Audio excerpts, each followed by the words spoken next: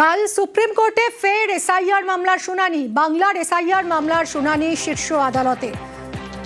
কথা বলবো মৈত্রেয়ী, আমাদের প্রতিনিধি রয়েছেন সরাসরি। মৈত্রেয়ী, কখন রয়েছে শুনানি, কত নম্বরে রয়েছে, আর কি জানা যাচ্ছে?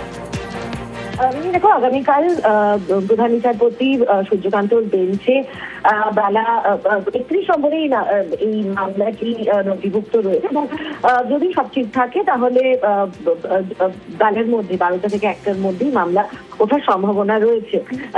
এবং যদি প্রধান বিচারপতি চান তিনি একেবারে শুরুতেই মামলা শুনানি করতে পারেন।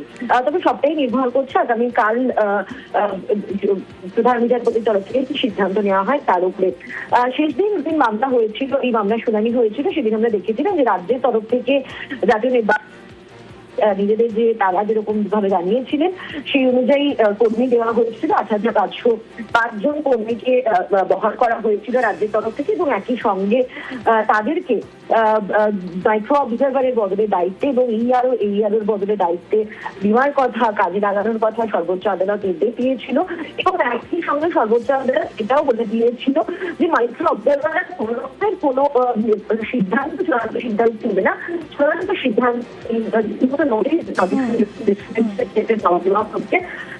চূড়ান্ত সিদ্ধান্ত নেবেন ইয়ারোরাই।